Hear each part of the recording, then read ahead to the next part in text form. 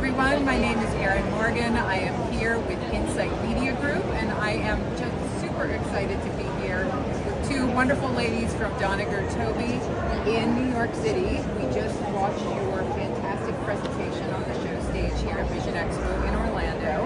Thank you for joining us. And would you mind to just please introduce yourselves, share what you do with Doneger TOBE? Sure.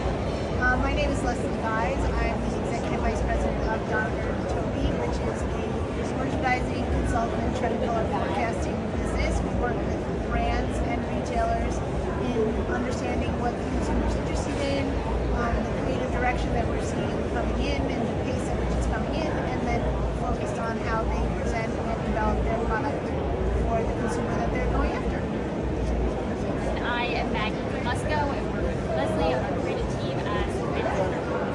Awesome. Well, thank you, ladies, for joining us. Really appreciate it. We have just a couple of quick questions for you to share some of the trends that were shared on the stage today with our audience. So what would you, I know there were a lot of trends presented, what would you say were kind of some of the top trends that we could take away? Sure.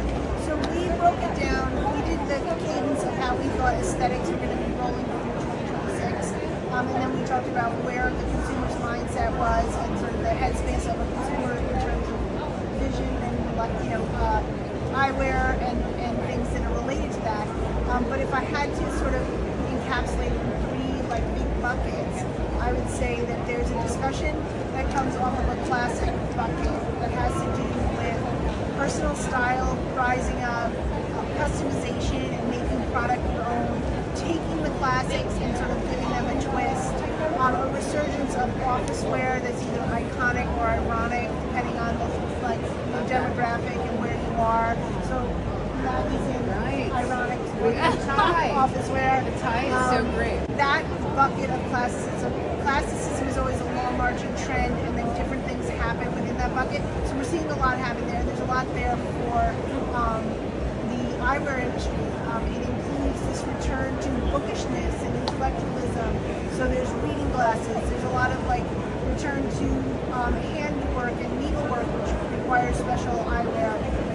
There's so much there in terms of engraving the temples, choosing the colors, choosing the lens color versus the frame color. There's just a lot there that creates this personal style as well as continues to be in the classic bucket. The second bucket would really be about sort of functionality, product that does double duty, that can be one thing for one circumstance, another thing for another circumstance, an eyeglass that gets something put over it to create more protective eyewear. It can be the idea of buildability or modularity that comes in there. So there's a lot of almost like Transformers, but it also takes into account sort of a sleeker, more modern look.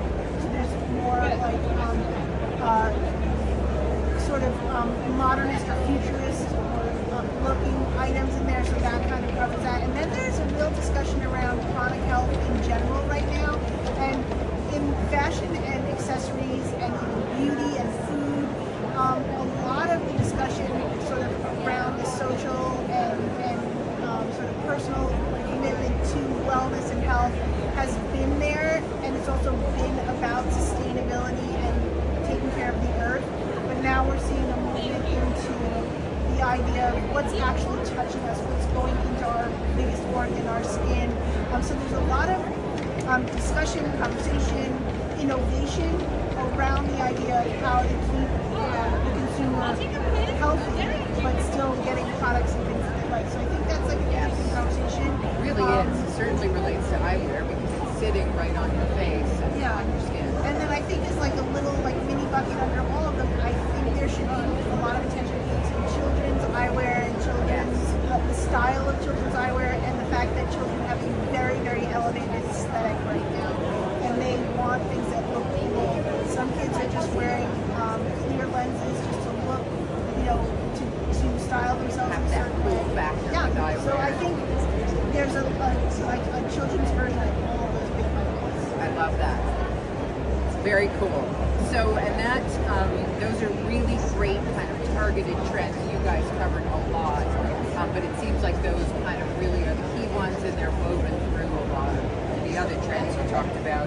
One thing that was also woven through were the colors that were shared. And so you guys had great color slides. There's some really cool colors. So could you please just share with us some of those key colors that Yes. really weave through the different trends that you presented? Okay, one color that we talked about that wove through a few trends was this begonia pink. And the newness in pink here is that it has undertones in purple and blue. A hot hue that we also called out is this princess blue. It's kind of like a very saturated beach line blue. As far as neutrals that we're really liking, this spice color, we think it's really important. And then this Angora is one that we talked about in a few of our palettes, as well as this crimson. Very nice neutrals. Really beautiful and a nice contrast for me. Very vibrant, saturated colors were shared as well.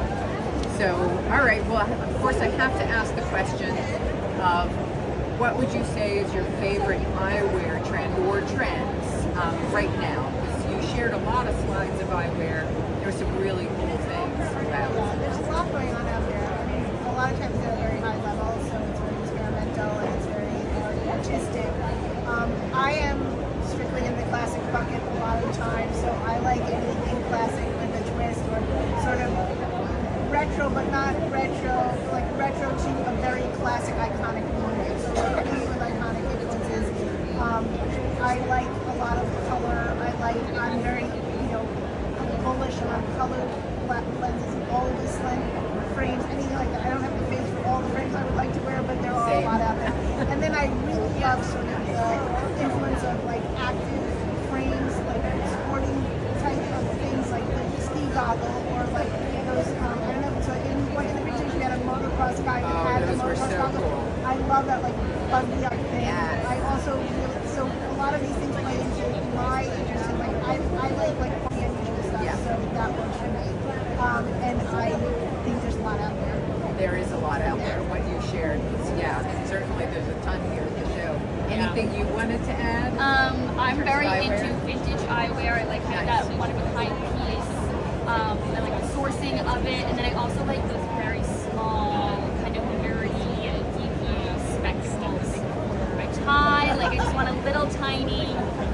Really fun. You have a good face for those. Yeah, you do. Yes, that's fantastic. Well, thank you both so much for joining us. Good luck. Yeah, with it. really Thank you appreciate for it. having us. Thank We're very you. happy to help. Oh, wonderful. Well, we'll hopefully see you at the next show.